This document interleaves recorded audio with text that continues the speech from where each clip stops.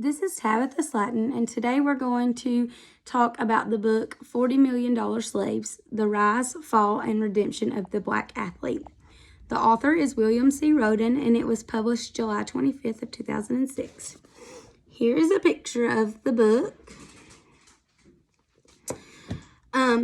This book explores the history of black athletes in American sports.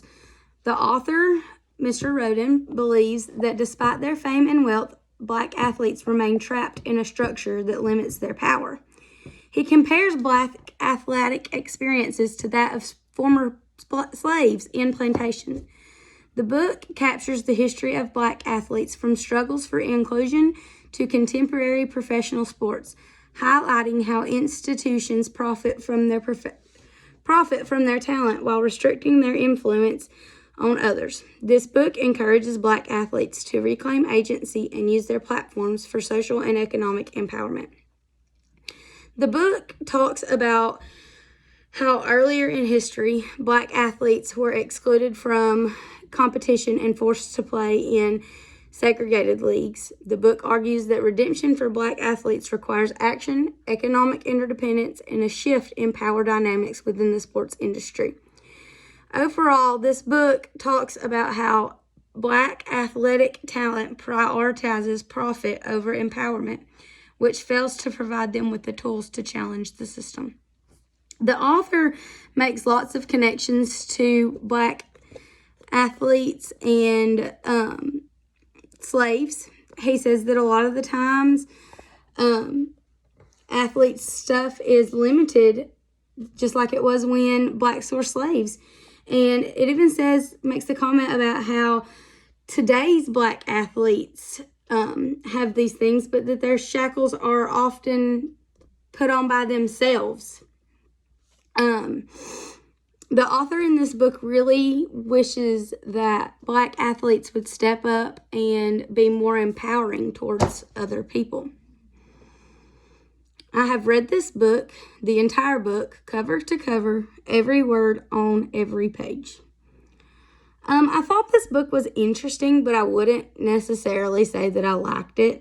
I'm not much of a fan of reading historical things, and I do have a hard time with staying focused and engaging with it.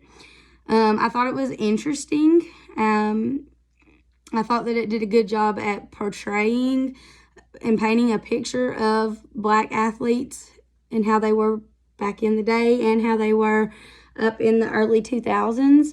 The book wasn't hard to read in terms of understanding what was going on, but it was hard to read just because I wasn't all that interested in it. I like sports and I like black history, so that's kind of why I chose this book, but it was kind of hard for me to power through and actually read it. One thing that I thought was cool about this book is that it was very detailed, and the author even included like certain athletes whose names you would know, like Muhammad Ali. He talked about Muhammad Ali and their platforms for activism. I would recommend this book to someone that is interested in sports or black history or black people in sports. But I wouldn't necessarily recommend it for someone that's just reading for fun, unless that's the kind of thing they like to read. For a lesson plan, I focused on third graders. Now, this book in particular was aimed more towards an older audience. So we're going to just use the general idea of what was fair versus unfair for black athletes in our lesson plan. The objective is for students to understand the historical challenges faced by black athletes, discuss fairness and perseverance, and make connections between fairness and their everyday lives. So first we're going to start with a discussion, and we're going to discuss what was fair and what was not fair for black athletes, what was fair versus not fair for any athletes, and then we're going to talk about what's just fair and unfair in general. We're going to make a T-chart, and I'm going to have the kids tell me what's fair and what's unfair, and put, fair on one side and unfair on the other, and we're going to document why they think things are fair and why they think things are unfair. We are going to try to keep this sports related just because this book was about sports, but if someone mentions something that's not sports related, it's okay too. I'm going to challenge these students. I want these students to take this and use it to try to be more fair to somebody. So like at PE today, instead of picking the same kid first that they always pick first, I want them to try to pick the kid that they usually pick last and see if that makes a difference in that kid. The 3 strategies for this lesson plan would be activating prior knowledge, participating in discussion, and reflection.